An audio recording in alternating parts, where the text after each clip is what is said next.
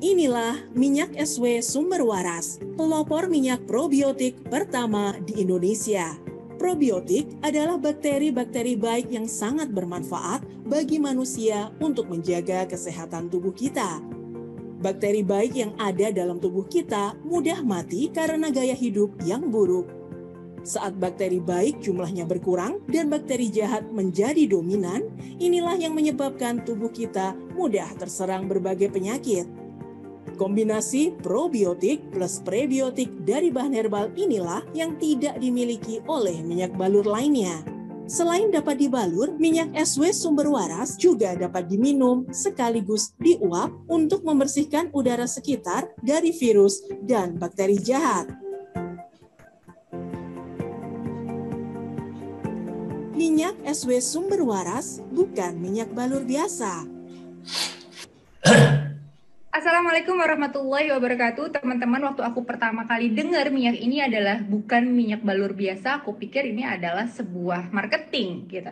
Tapi ternyata alhamdulillah banget, jadi aku kasih minyak sumber waras ini sama salah satu sahabat aku, dan beliau saat itu ada kista di payudaranya dan beliau rutin membalurkan minyak sumber waras ini. Dan alhamdulillah sekali setelah dia kontrol ke dokter, kistanya mengecil. Beliau ikhtiar dengan ini, semua atas izin Allah. Mungkin teman-teman kalau penasaran bisa langsung dicek ke websitenya dan bisa langsung dicoba. Ini bukan cuma untuk dibalur, tapi ini bisa juga di-diffuse dan bisa juga diminum. Selamat mencoba. Assalamualaikum semuanya. Jadi aku lagi pengen share sama kalian tentang seputar kehamilan aku, dan banyak banget yang nanyain tentang stretch mark dan segala macam. Iya memang pada kehamilan aku sekarang sih memang lumayan banget timbul gitu loh stretch mark, apalagi di bagian betis. Cuman alhamdulillah kemarin pas ketemu sama Kak Dini sempat cerita, dan Kak Dini nyaranin untuk pakai minyak sumber waras. Nih dia. Lumayan sih bener-bener lumayan ngaruh banget di aku. Jadi dia memudarkan si garisan-garisan stretch marknya, terus jadi berkurang juga. Dan enaknya ini tuh ada coconut oilnya. Jadi coconut oil itu emang bagus banget untuk ibu hamil. Terus habis itu juga memang bisa lebih merelaksasi kita juga. Dan alhamdulillah ini ngaruh banget sih buat aku. Jadi untuk kalian mungkin yang punya masalah sama kayak aku bisa langsung cek aja Instagramnya ya. Siapa nih yang di keluarganya seperti saya dan Ibrahim yang selalu pakai minyak sumber waras, biasanya untuk pijat diri sendiri dan juga pijat untuk anak? Tuh kan dia tuh udah nggak sabar pengen dipijitin teman-teman sekalian. Nah ini juga bisa untuk teman-teman yang gatel-gatel di bagian kulitnya, dan juga untuk meredakan flu dan batuk, dan 100% terbuat dari bahan alami loh. Minyak sumber waras ini aman juga untuk diminum. Langsung dipakai ya minyak sumber waras. Enak ya bang? Suka dipijitin ya mak? Iya, minyak sumber waras. Panji selalu bawa nih minyak sumber waras ya. Ini minyak enak banget kalau misalkan dipakai buat ngobatin gatal-gatal karena digigit serangga. Apalagi sekarang kan kita tahu lagi banyak virus bertebaran. Jadi Panji pakai ini buat perlindungan diri juga nih ke badan Panji. Jadi gimana? Penting banget kan kita punya minyak sumber waras ini. Anak laki-laki saya itu kan aktif banget ya. Ya biasalah, namanya juga anak laki-laki. Kalau main sukanya naik turun, lari ke sana kemari.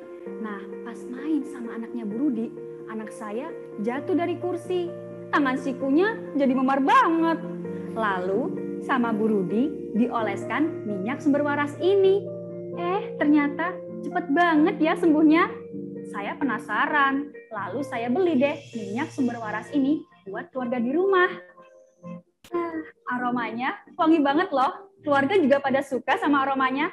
Buat gatal-gatal di kulit, cepet banget loh hilangnya. Bekas luka kena minyak goreng, perlahan-lahan juga hilang.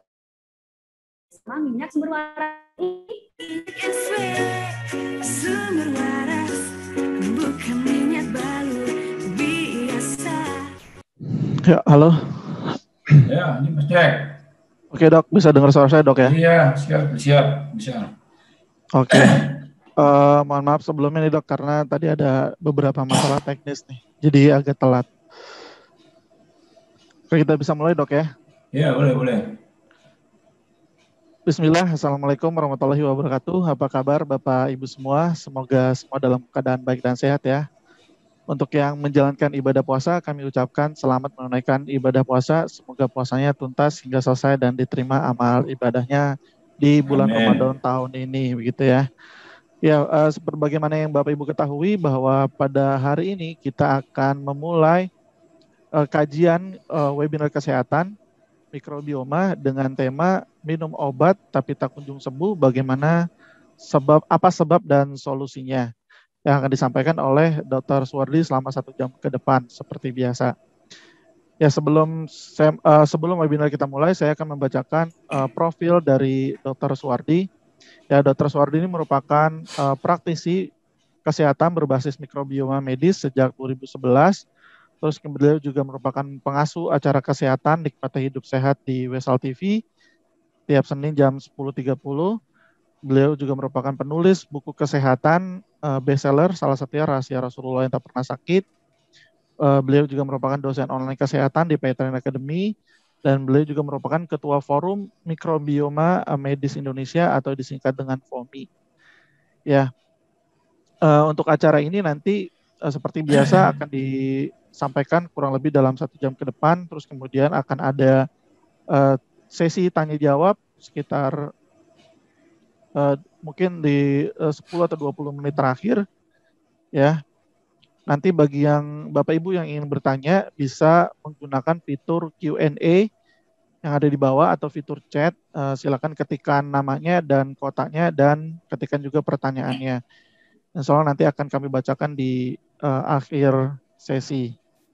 Demikian. Nah, bagi Bapak Ibu yang ingin berkonsultasi dengan Dr. Suwardi bisa menghubungi nomor telepon 0819 0808 8889 untuk buat janji dengan Dr. Suwardi, yang beliau juga melayani konsultasi online dan offline, gitu ya Bapak Ibu.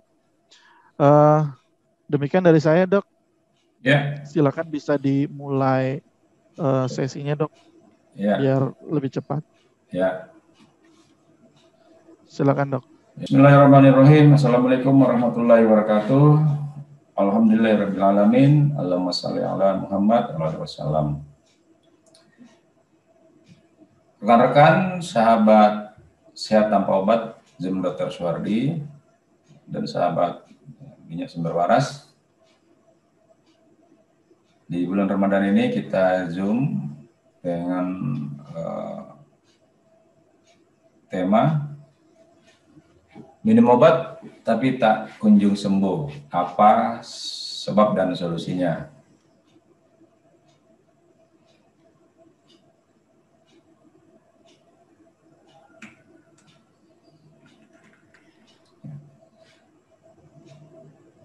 Tapi sebelum itu, saya ingin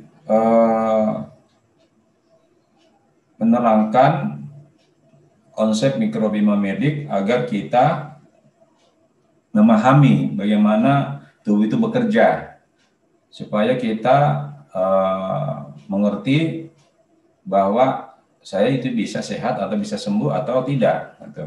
Nah, sekarang apa itu mikrobioma medik? Ilmu yang mempelajari bagaimana kita mengintegrasikan dan memanfaatkan potensi tubuh agar sehat. Nah, jadi kita memanfaatkan potensi tubuh kita agar kita sehat. Kita memanfaatkan dan kita mengintegrasikan, ya. Kalau kita memahami ini, maka apapun yang terjadi dalam tubuh kita itu kita mudah sehat, ya. Kita yang sakit jadi sehat, yang sehat jadi bertambah sehat, ya. Karena kita paham dengan konsep tubuh kita. Potensi tubuh itu ada 3, fisik atau sel, kemudian psikospiritual dan mikrobioma. Ketiga unsur ini harus sejalan terintegrasi, ya. Terjadi harmonisasi ketiga fisik ini. Dibikin juga nanti kalau kita sakit, bagaimana dokter itu bisa mengharmoniskan, mengintegrasikan ketiga fisik ini, ya, supaya kita tidak tergantung dengan obat, supaya kita sehat, ya. Ya. Mengapa sakit? Terjadi disharmonisasi, tidak ada keseimbangan, tidak ada disharmonisasi, tidak terintegrasi ketiga potensi ini. Ya, tubuh kita sakit. Jadi sakit itu bisa karena gangguan pada fisik, bisa gangguan pada psikospiritual, dan bisa pada gangguan pada mikrobioma.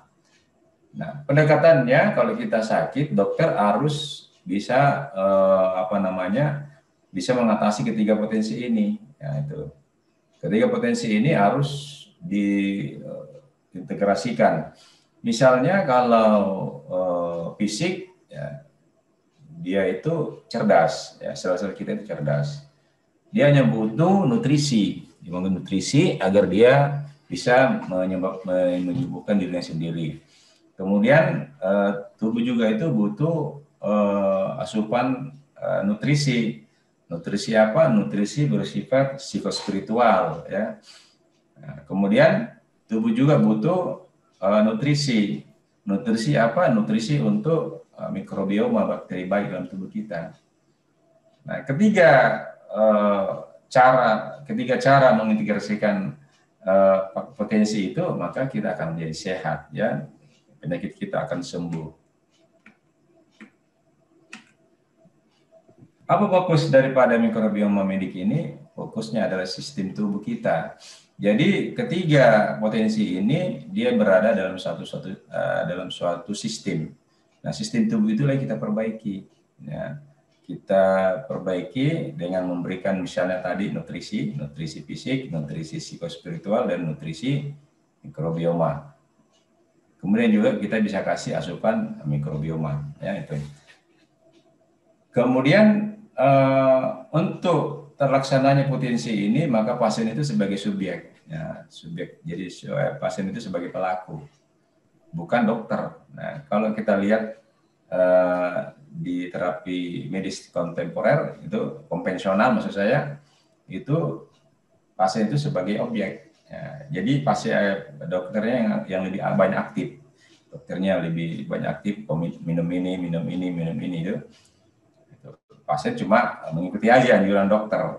Dokter mengatakan pasien minum obat seumur hidup, pasien ikut saja, ya. Dokter mengatakan tidak bisa sembuh, pasien ikut saja. Ini tidak bisa begitu, ya. Pasien itu adalah subjek pelaku, ya. Kalau dia tidak setuju dengan dokter, maka dia tidak bisa melaksanakannya. Tidak boleh, harus dokter sebagai pembimbing saja, ya itu. Kemudian dokter itu sebagai pentransfer ilmu. Dia mentransfer ilmu hal-hal yang dibutuhkan oleh tubuh agar pasien itu sehat, ya. Oleh karena itu diharapkan pasien itu ada perubahan perilaku. Nah, itu salah satu kata kunci, perubahan perilaku, ya, sehingga perilaku tidak sehat menjadi sehat, sehingga pasien itu sehat kembali. Contoh misalnya, kita melihat di sini contoh-contoh kasus mengapa banyak orang tidak sembuh, ya. Nah, dok, saya sakit kepala misalnya, sudah berobat kemana-mana, tidak sembuh, berobat ke medis, berobat ke sinse, minum herbal juga tidak sembuh, ya. Ini banyak terjadi, ya. Bisa minum obat seumur hidup, ya. Misalnya penyakit diabetes, ini kan penyakit diabetes, minum obat seumur hidup. Kita tahu kan penyakit diabetes, penyakit asam urat, penyakit hipertensi harus minum obat seumur hidup. Ya, karena apa? Karena bukan sistem yang diperbaiki. Yang diterapi adalah cuma simptom, gejalanya aja yang diobati. Yang dinilai cuma up down-nya, turun naiknya gula darah. Itu saja kalau bisa diabetes, gula darah naik turun naik. Itu saja yang sebagai indikatornya. Padahal itu kan indikator diabetes itu jauh dari, selain itu ada masih banyak faktor, ya. Terus bagaimana solusinya, dok? Adakah herbal untuk saya? Nah, biasanya begitu kalau ada orang yang sudah putus asa dengan obat medis, dia lari ke herbal. Nah, tapi ada juga herbal yang tidak akan sembuh juga, ya. Bagaimana dengan herbal? Kan pertanyaan dengan herbal. Nah, begini, kadang-kadang saya mendapati seorang terapis atau seorang dokter yang memberikan herbal, casingnya aja yang herbal, tetapi pendekatannya, perilakunya seperti obat medis. Nah, misalnya begini, ada herbal untuk sakit kepala, ada herbal untuk diabetes misalnya ya, ada herbal untuk hipertensi. Itu kan sama dengan obat ya. Kalau kita sakit kepala minum paracetamol misalnya ya, obat sakit meriang juga paracetamol misalnya, itu kan jadi gejala per gejala. Padahal herbal yang bagus itu adalah herbal yang bekerja secara sistem ya, apa yang dibutuhkan tubuh itu ya, bukan hanya simptom aja ya.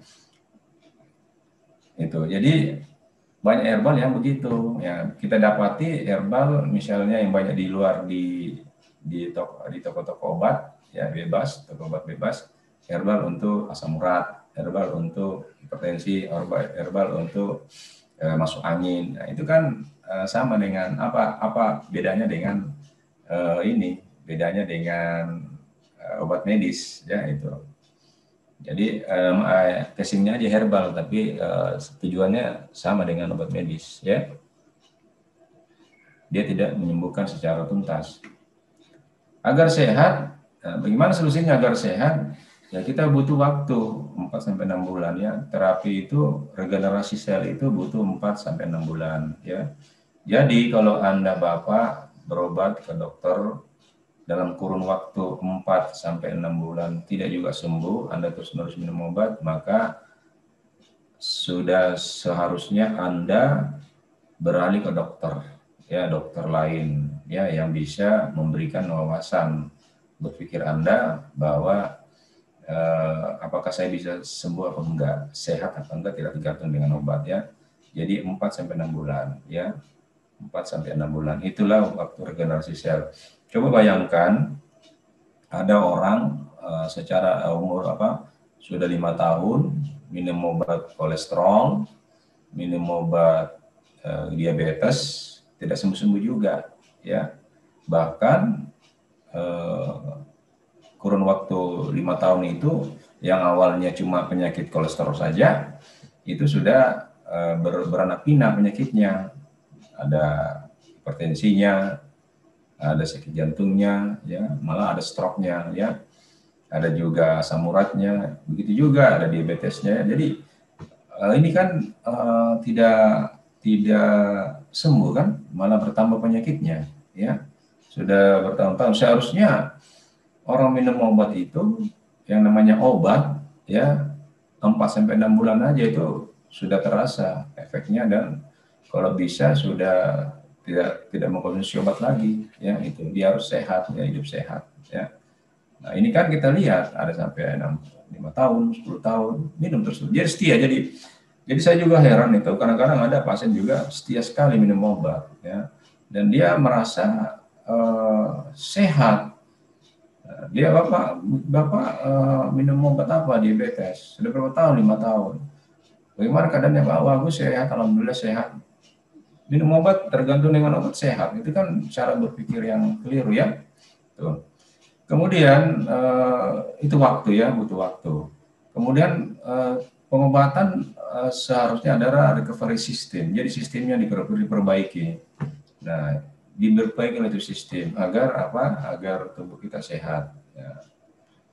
Kemudian berubah perilaku setelah recovery system, ya, sistem kita sudah bagus. Ya kita harus berubah perilaku agar kita tidak mengulangi lagi kesalahan kita ya.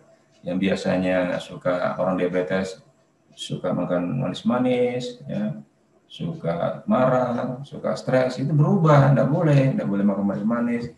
Yang suka makan yang diolah, itu harus dirubah, makan makanan yang banyak yang natural ya. Kemudian hidup yang sehat. Nah, itulah ciri-ciri keberhasilan suatu terapi ya.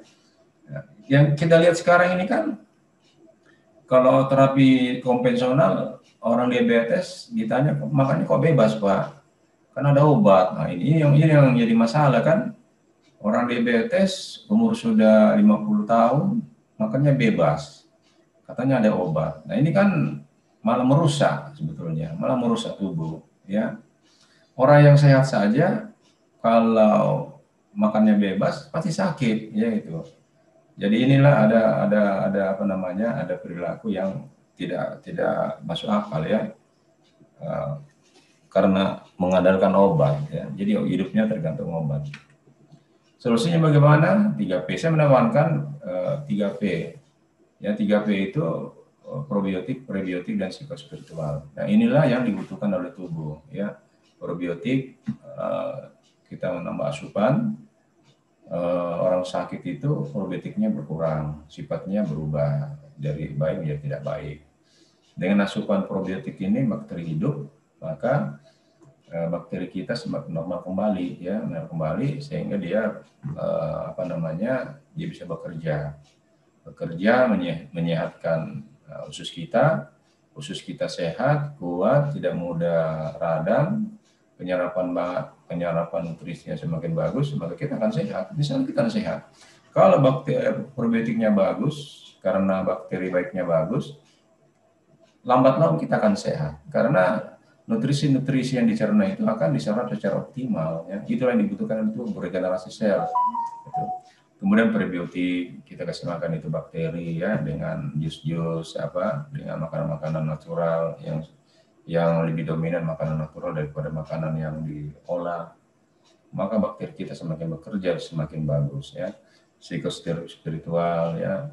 Bagaimana kita mensikapi itu penyakit kita bersyukur, ya, kita berdoa, ya, tidak mudah cemas, tidak mudah stres, sehingga lambat laun tubuh kita akan sehat, ya. Kita akan menjadi manusia yang sehat. Ya, demikianlah barangkali yang secara singkat saya bisa sampaikan, ya. Moga-moga bisa diterima. Mas Jack, saya serahkan kembali kepada Mas Jack. Ya. Baik, Dok. Ya. Cukup singkat juga kali ini, Dok, ya. Ya, singkat, ya. Ada pertanyaan yang kemarin itu bisa diajukan yang kemarin yang belum sempat kita tanya yang jawab. Oke, baik, Dok. Berarti kita bacakan pertanyaan yang sebelumnya dulu ya, Dok, ya? Iya, sebelumnya. Oke, bentar, Dok, saya carikan. Atau sementara ini saya carikan. Kalau ada yang barangkali ini, Mas, kalau ada yang mau bertanya tentang yang kurang jelas dengan materi saya ini, itu dulu, ya. Ya, boleh. Ya, oke. Bagi Bapak Ibu yang mungkin kurang jelas dengan pemaparan materi hari ini, silakan ditanyakan, ya, melalui fitur Q&A atau boleh tunjuk tangan, ya. Nanti bisa kami allow untuk bicara, gitu, ya. Nih, Dok, kita bacakan dulu, ada 2 pertanyaan yang sudah masuk nih, Dok, di Q&A. Yang pertama dari Raul Nardo dari Asahan. Izin bertanya kepada Dr. Suwardi, berdasarkan pengalaman dokter, bagaimana pendekatan yang baik kita lakukan kepada orang tua yang mungkin sudah banyak mengkonsumsi obat namun tidak sembuh, serta malah takut untuk minum obat lagi karena adanya rasa takut akibat pengalaman tidak sembuh setelah banyak mengkonsumsi obat. Silakan, Dok. Ya, pertama, ya, coba beralih ke dokter yang betul-betul bisa memahami, bisa memperlakukan dokter pasien itu adalah mitra, ya. Jadi pasien itu adalah mitra kita berdiskusi, ya, begitu. Yang kedua, kalau Anda sudah temukan dokter itu, ya, Anda tinggalkan dokter yang lama, gitu. Nah, sebagai tips saja, ya, pertama, penyakitnya apa? Nah, begini, Mas Jack, pengalaman saya, penyakit-penyakit terutama penyakit diabetes, hipertensi, ya, itu tidak boleh sekonyong-konyong kita menghentikan obat. Ya, memang kita boleh langsung orang diabetes berhenti obat, nggak bisa, kita harus pelan step by step, ada prosedurnya. Begitu hipertensi, ya. Nah, itu pertama. Yang kedua, setelah itu kita combine dengan pengalaman saya, combine dengan 3P tadi, prebiotik, probiotik, dan psikospiritual. Kita combine dulu. Setelah kita combine, kita lihat perkembangannya. Itu biasanya pengalaman saya, sebulan pertama itu gejala-gejalanya sudah bagus, ya. Terus kita seleksi obatnya, obat-obat mana yang bisa dikurangi apa enggak. Biasanya orang-orang yang sudah sakit bertahun-tahun itu mendapat obat segepok, Mas, segepok, ya. Saya pernah dapat pasien itu hampir 10 macam jenis obat itu. Itu bayangkan 10 macam orang tua dengan kondisi sakit itu bisa merusak ginjal, ya. Ginjalnya malah bisa dirusak karena obatnya ya. Nah, itu saya hanya bisa 8 saya buang, saya tidak pakai cuma 2. Nah, itu cara gitu. Jadi saya pilih obatnya, obat mana yang penting apa enggak. Nah, setelah itu nanti kalau sudah bulan-bulan bagus ya, obat yang kedua ini nanti kita pilih lagi, bisa dikurangi dosisnya setengah misalnya, sampai nanti akhirnya si pasien itu tidak minum obat lagi. Toh kalau misalnya dari 10 macam cuma 1 yang bisa dia minum obat, itu tidak masalah ya, lumayan kan, dari 10 jadi 1 kan. Kadang-kadang memang juga ada penyakit tidak bisa kita putuskan obat, tapi sudah lumayan lah ya kalau dari 10 jenis ya cuma jadi 1 kan itu. Terus itu nanti pasiennya kita suruh hidup sehat. Ya, itu. Ada juga pasien, saya punya pasien umur 70 tahun, orang sakit kolesterol ya sudah berlarut itu cuma dia dari berapa jenis macam obat itu cuma 1 yang dia minum, obat kolesterolnya aja yang tidak bisa ditinggal. Kalau dia minum dia tinggal itu naik kolesterolnya.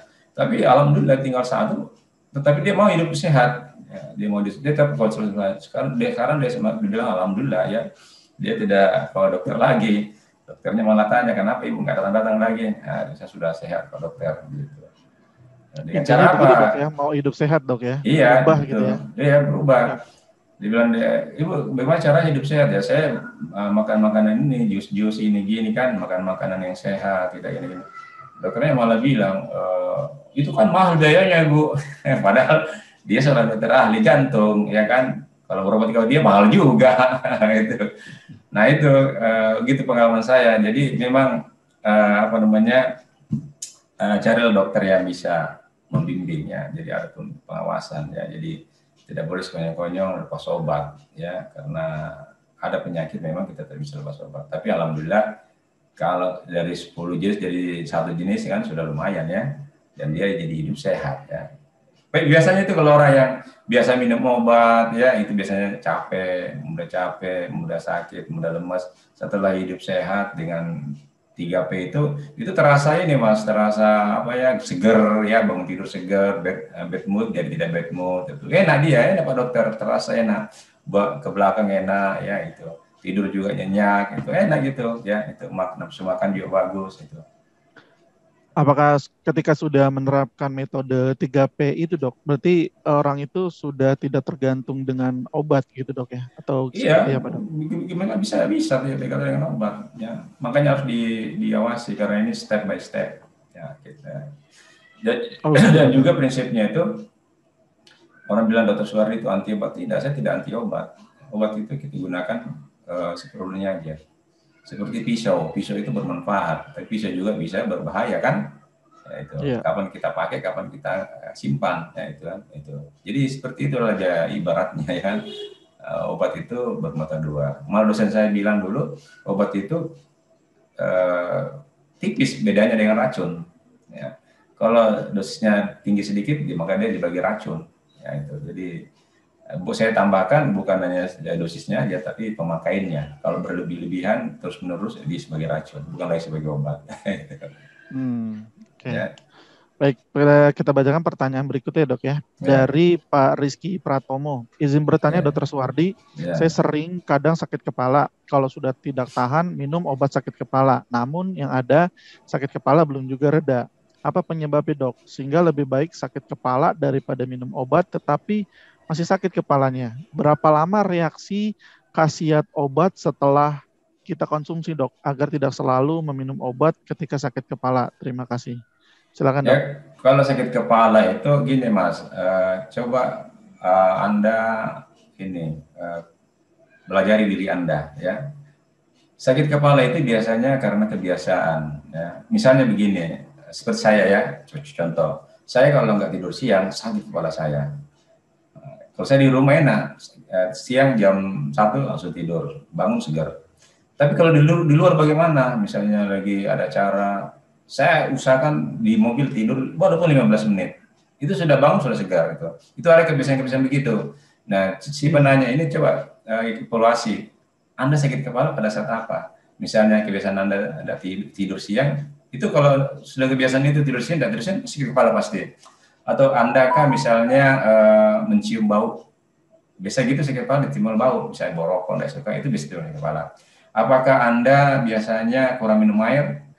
Atau apakah Anda biasanya suka menahan lapar? Ada juga begitu Mas, orang sakit kepala karena lapar, karena glukosa pada saat gula darahnya kurang, otot sel-sel otak tidak mendapat makanan, dia disebut sakit kepala.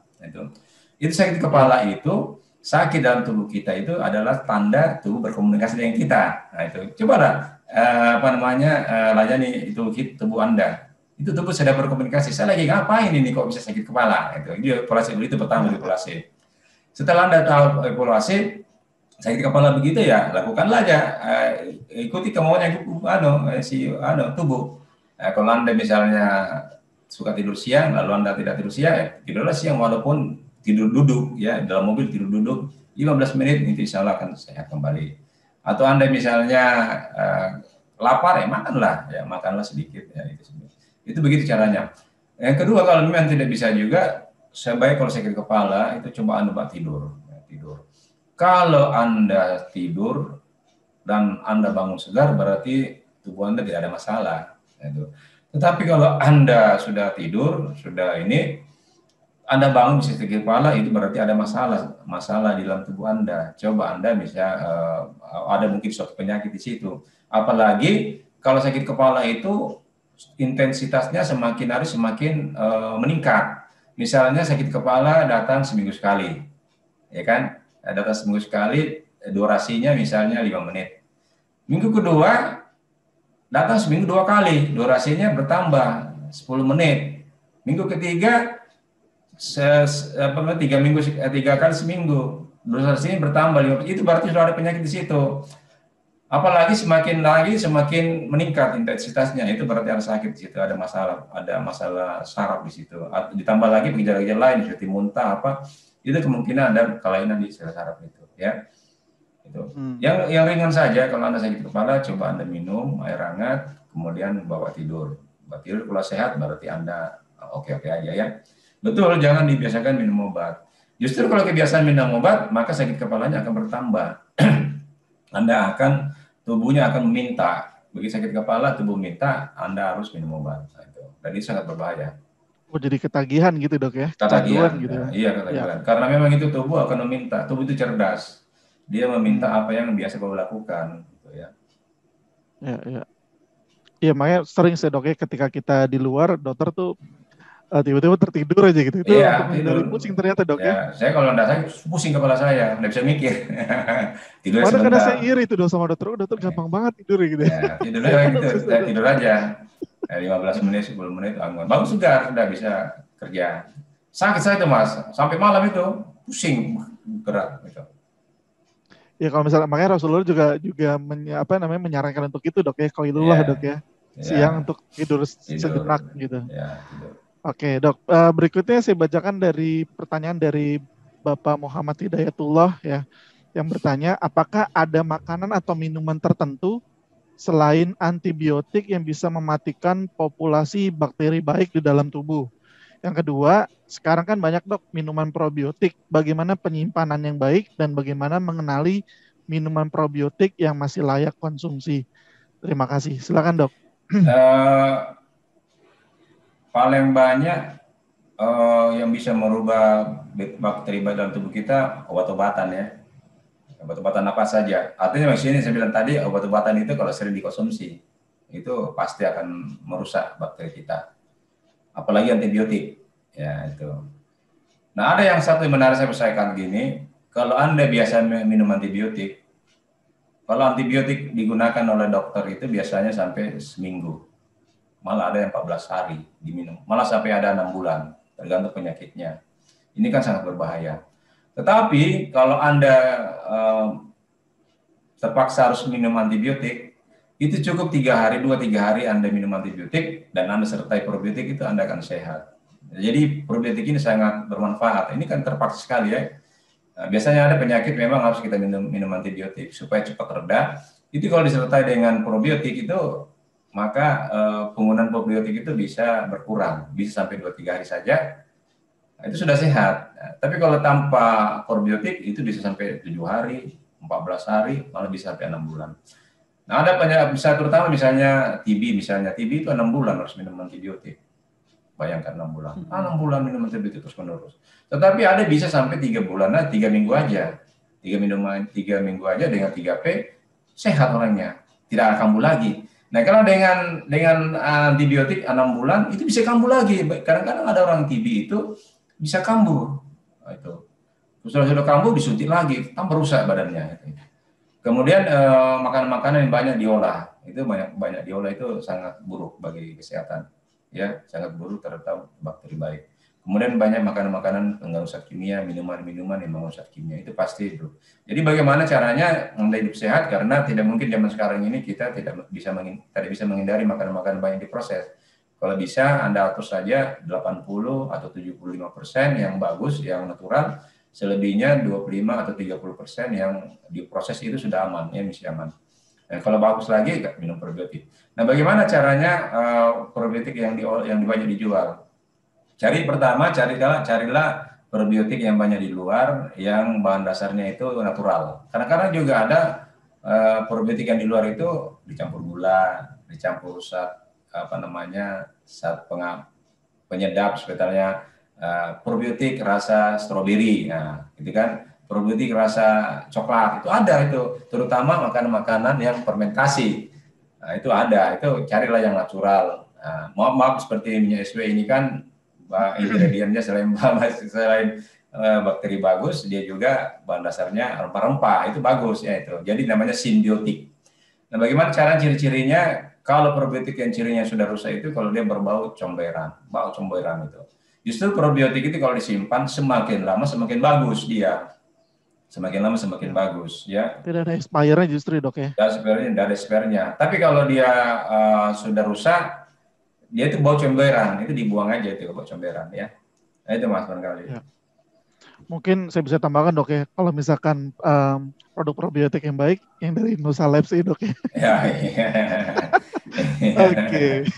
Ya betul, karena saya tahu betul kan sumbernya ini Nusa Labs. Ya, sumbernya jelas semuanya, Dok, ya. Jelas ya. Bahan-bahan yang digunakan pun tidak ada yang asal begitu, Dok, ya. Iya. Betul. Oke, Dok. Berikutnya saya bacakan pertanyaan dari Said dari Palembang, ya. Assalamualaikum, Dok. Saya Said asal Palembang. Izin bertanya pada Dr. Suwardi, kenapa saat seseorang berobat ke dokter A misalnya penyakitnya langsung sembuh, tapi saat berobat ke dokter B dengan jenis obat yang sama tapi tidak efektif? Apa yang menyebabkan itu bisa terjadi, Dok? Silakan, Dok. Begini, ini saya juga perlu luruskan ini. Penyakit apa dulu ya? Ada penyakit cuma insidental, misalnya capek-capek, pegel-pegel, ya kasih obat simptomatik sembuh, sembuh ya. Nah, ini simptom.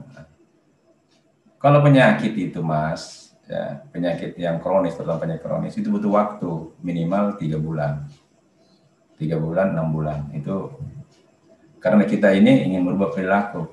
Karena apa? Dasarnya saja, misalnya diabetes. Orang sakit diabetes, orang sakit kanker, orang sakit jantung, itu minimal waktunya butuh waktu bertahun-tahun. Orang diabetes itu bertahun-tahun timbulnya. Orang kanker juga ya minimal 3-5 tahun baru timbul. Ya. Masa sih kita mau kasih obat 1 hari minum langsung sembuh kanker? Nggak mungkin. Jadi kita perlu bertanya, ini kalau orang minum ini kok bisa sembuh ya? Cepat sekali sembuhnya. Nah, ini yang harus dipertanyakan. Jadi butuh waktu. Regenerasi sel. Regenerasi sel itu 4-6 bulan ini. Mungkin barangkali yang ditanyakan Pak Said ini simptomnya ya, simptomnya. Kenapa ada orang sakit kepala minum obat ini langsung sembuh. Orang infeksi, ada juga namanya infeksi akut ya, infeksi akut misalnya flu kasih obat ini sembuh. Nah, itu boleh mungkin ya, boleh mungkin karena itu penyakit yang bersifat insidental, bukan penyakit kronis. Tapi kalau penyakit kronis itu butuh waktu ya, butuh waktu dan juga harus ada perubahan perilaku. Mungkin saja ya, kita tidak tahu ya, karena begini, sebetulnya bukan dokter yang menyembuhkan penyakit, Allah yang menyembuhkan penyakit ya. Iya, nah, mungkin saja dokter ini rezekinya di situ, mungkin saja dokter ini doa-doanya bagus ya, mendoain pasien, bisa mungkin saja dokter ini banyak amal-amalannya ya, sehingga pasien ini dimudahkan Allah untuk kesembuhan ya. Tapi saya tekankan lagi bahwa penyakit-penyakit kronis itu tidak ada tidak sembuh dalam waktu singkat ya, tidak misalnya butuh waktu. Terutama penyakit kronis, diabetes, hipertensi, kanker, autoimun pasti butuh waktu ya. Kalau Anda misalnya mengalami penyakit itu, lalu Anda minum 1 kali minum langsung sembuh, itu perlu dipertanyakan, ini ada apa ini gitu. Itu barangkali Mas. Siap. Oke, semoga dipahami ya Pak Said. Berikutnya pertanyaan dari Adeweni. Oh, Putri. Saya Putri dari Tangerang. Ya. Siang dok, saya Putri dari Tangerang. Ibu saya sering sakit pinggang, sudah minum obat analgesik 1-2 hari sembuh, tapi nanti kambuh lagi. Kebetulan sering makan goreng-gorengan, apakah ada hubungannya dok? Kalau konsumsi probiotik dan prebiotik, apakah dapat membantu? Kemudian contoh probiotik dan prebiotik yang dapat dikonsumsi apa saja ya dok? Silakan dok. Ya, ini saya bilang tadi simptom ya. Kalau simptom itu hilang, datang lagi. Nah, kalau sudah begini pasti ada sesuatu di di tubuh ibunya. Ya, apakah dia saraf kejepit, pinggangnya, namanya pinggang itu luas. Apakah biasanya di pinggang itu di tulang-tulang, apakah ada saraf kejepit, apakah ada kecentit dan sebagainya, itu bahasa-bahasa masyarakat. Apakah di otot-ototnya itu kaku. Nah, kemudian yang paling berat adalah apakah di ginjalnya itu ada batu, ada infeksi. Nah, itu perlu dieksplorasi, perlu pemeriksaan yang teliti. Coba pergi ke dokter ya. Tentu kalau dia sudah ke dokter, pasti dokter tahu ini hanya penyakitnya di luar. Kalau ada sakit pinggang itu, saya sudah tahu bahwa ini dengan pemeriksaan singkat, simpel, saya tahu ini hanya di otot, ini hanya di tulang, ini hanya di ginjal. Saya tahu ya. Dokter perpengalaman itu pasti tahu, itu pasti ya. Nah, kemudian kalau dengan makanan-makanan gorengan itu secara tidak langsung secara langsung tidak berpengaruh ya, tetapi secara umum berpengaruh. Ya. Goreng-gorengan itu akan merusak pembuluh darah, ya, sirkulasi darah tidak lancar, sel-sel saraf juga akan merusak. Itu menyebabkan berbagai penyakit nanti, misalnya pembuluh darah pembuluh darah di jantung akan berlemak, livernya berlemak, itu secara itu aja tidak bagus. Jadi suka makan gorengan itu nggak bagus ya, bagi tubuh ya. Yang probiotik 3P insya Allah bisa ya, karena ini kita akan memberikan tubuh nutrisinya, nutrisi probiotik, kebutuhan bakteri baik dalam tubuh kita kasih, kemudian nutrisinya, kemudian prebiotik makanannya bakterinya kita kasih ya, untuk makanan juga sel-sel kita, dan psikospiritualnya itu nutrisi bagi spiritual di pasien itu. Insya Allah bisa, tapi harus dalam rutin dikonsumsi, ya itu. Makanan prebiotik yang bagus, prebiotik ya, makan prebiotik itu pisang, buah-buahan, makanan yang natural, makan makanan yang banyak natural yang ada di sekitar kita, pisang, apel, ya kiwi, ya, buah naga, itu bagus itu sayur-sayuran hijau itu harus dikonsumsi, yang paling bagus, menggantikan minyak goreng goreng-gorengannya tadi itu.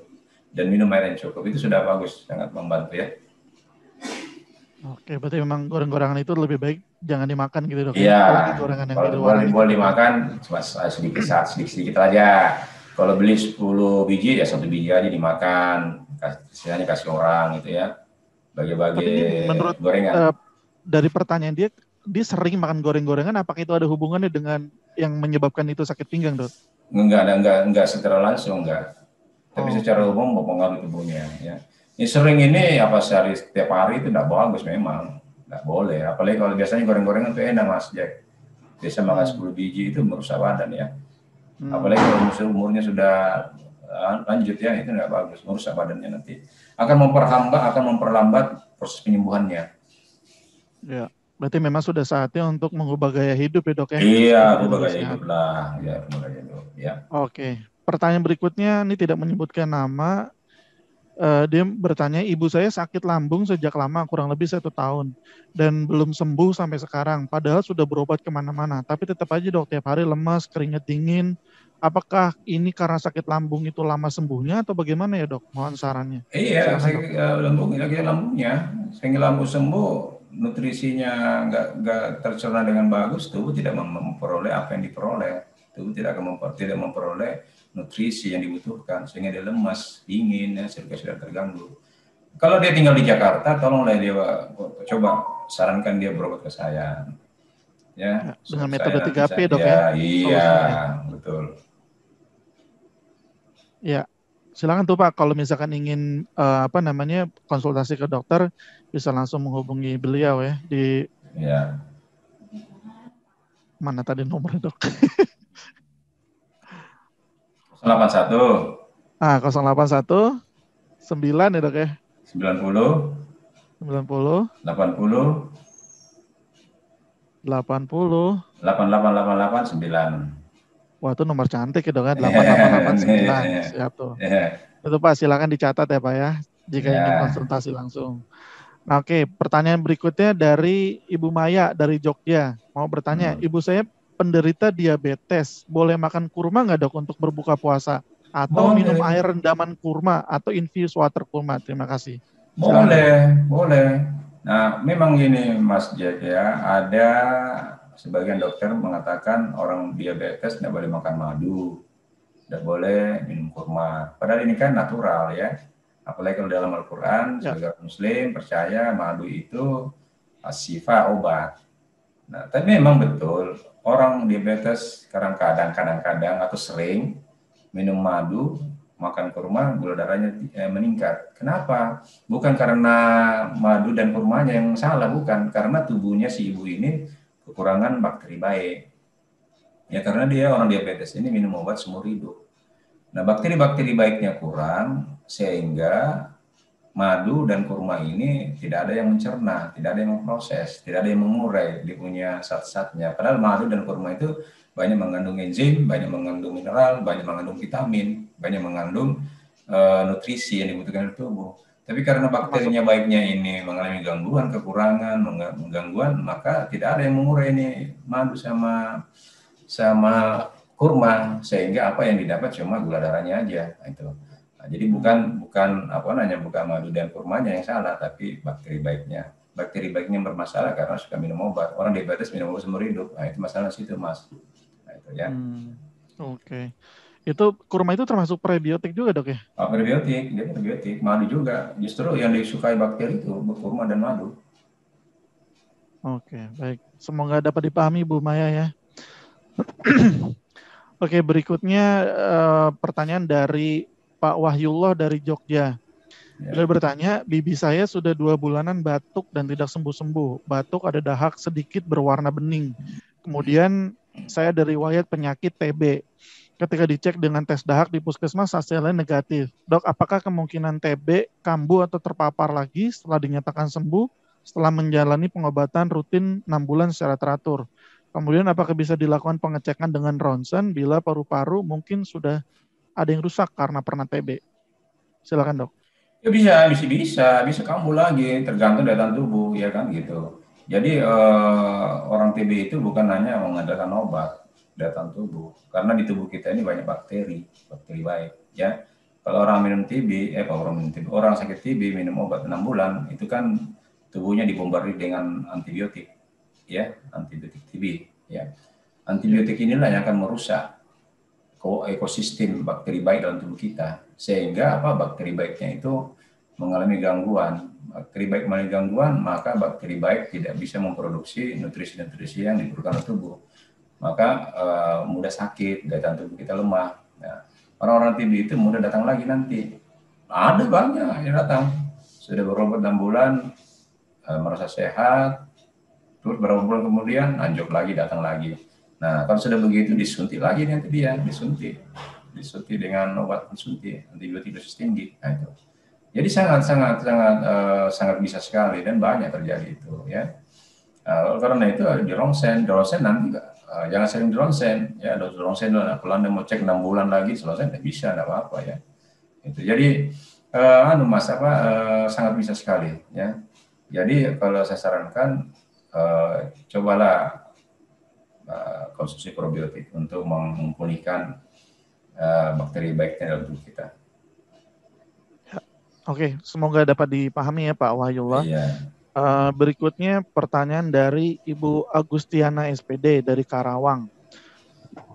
Selamat siang dok, di samping minum metformin, saya juga minum air rebusan daun sirsak sehingga membuat stabil gula darah. Pertanyaannya, apakah minum rebusan daun sirsak terus-menerus baik buat kesehatan? Saya ada darah tinggi juga. Mohon penjelasannya dok. Terima kasih. Silakan dok. Ya, sejauh saya ya, kalau dia natural itu insya Allah bagus ya. Bagus ya. Nah, tapi yang jelasnya apakah daun sirsak itu tidak akan menimbulkan efek bermasalah, saya itu nggak ngerti saya, karena saya belum ada dapat baca laporan-laporan bahwa daun sirsak bisa dikonsumsi selamanya ya itu. Tapi kalau dia berefek bagus, positif ya bagus gitu. Oke, baik. Semoga dipahami ya Ibu Agustiana. Berikutnya pertanyaan dari Putri dari Tangerang. Oh, ini yang bertanya tadi, dok. Dia bertanya lagi, bagaimana pengobatan untuk penderita stroke yang harus rutin konsumsi obat untuk mencegah kambuhnya stroke? Karena saya ada pengalaman nenek saya konsumsi obat untuk stroke selama 10 tahun. Tahun 2020 terkena kanker hati. Apakah hal tersebut ada kemungkinan karena konsumsi obat jangka panjang? Silakan dok. Oh, iya jelas, karena semua obat itu muaranya di hati. Di hatilah yang bekerja untuk memilah-milah obat itu, ya. Jelas hati. Ya ada satu pengalaman juga pasien di Makassar sedikit-sedikit minum obat, baru umurnya masih muda. Itu kena juga tumor hati. Jelas, kalau orang suka minum obat itu bisa tumor hati. Itu jelas. Ya, itu. Oke, baik dok. Ini pertanyaan terakhir dan dokter juga mau ada pasien dok ya kalau nggak salah dok ya. Iya. Oke, ini pertanyaan terakhir dok. Maaf dari Pak Abdullah. Nih dia rutin sekali dok ikut kajian kita dok. Maaf izin bertanya dok, untuk anak umur 5 tahun sering sesak dan diopname 3-4 hari sembuh, tapi sering kambuh lagi. Dan diopname lagi. Penyebab utamanya kena asap rokok. Mohon solusinya dok. Ya kalau begitu orang di rumah jangan masuk rokok dong. Anaknya jangan sering-sering kontak dengan asap rokok, itu pemicu namanya ya. Itu kalau bisa dia asma ini anak ya. Pengalaman saya ada keluarga juga begitu, umur sekitar begitu juga. Itu sering juga begitu, sering sesak napas. Malah dokter bilang jangan makan buah. Kalau makan buah nanti sesak napas. Saya bingung kan. Ada buah bisa menyebabkan saya itu terana ini loh ini. Nah, kita kasih probiotik, alhamdulillah badannya naik, sehat, dan jarang lagi dokter. Nah, itu. Jangan ke dokter kasih probiotik. Ini sangat luar biasa ya. Jadi cobalah cari probiotik yang bagus ya. Coba tanya sama Mas Jack ini, probiotik yang bagus apa itu nanti. Itu keluarga itu Mas. Betul keluarga ini, dia selalu langgannya ke dokter anak. Sering sesak juga itu ya. Kadang-kadang masuk di UGD ya, berapa kali pernah saya bawa dia masuk ke di UGD itu setahun itu berapa kali datang, kasihan kan dia nih. Akhirnya kasih probiotik, sehat dia sekarang, makannya bagus ya, badannya kekar dan jarang lagi sakit gitu. Nah, itu. Nah, itu barangkali Mas ya. Baik dok, itu tadi cukup ya, terakhir. Cukup ya. Mungkin ada kalimat penutup dok untuk webinar kita kali ini. Ya, kalau Anda berobat, terus ada dokter mengatakan minum obat seumur hidup, penyakitnya tidak bisa sembuh, maka tolong pindahlah ke dokter, pindah ke lain hati misalnya gitu. Itu batas kita berobat itu 4-6 bulan, maksimal 6 bulan.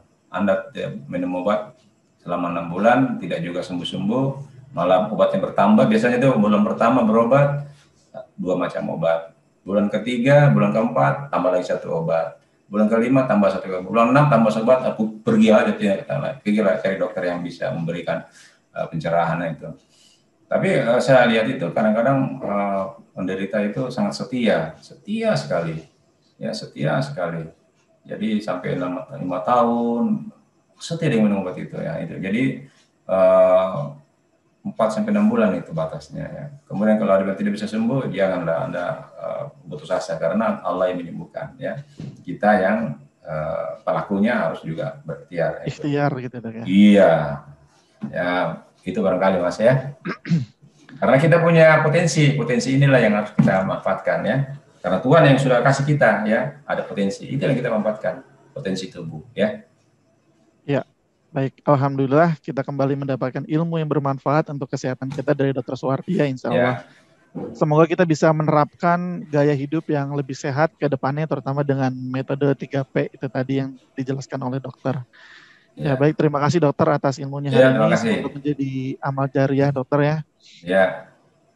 Amin, amin. Bagi Anda yang ingin kembali mengikuti webinar ini pada pekan depan, silakan mengecek kembali di webinar.nusalabs.id untuk webinar pekan depan. Terima kasih atas perhatiannya. Wabillahi taufik wal hidayah. Wassalamualaikum warahmatullahi wabarakatuh. Waalaikumsalam warahmatullahi wabarakatuh. Mohon izin, mohon undur diri Mas Jack ya. Ya, silakan dok. Ya, assalamualaikum warahmatullahi wabarakatuh. Kawan-kawan, assalamualaikum kawan-kawan. Selamat menjalankan ibadah puasa ya. Mohon maaf lahir batin. Ya, terima kasih ya dok. Ya.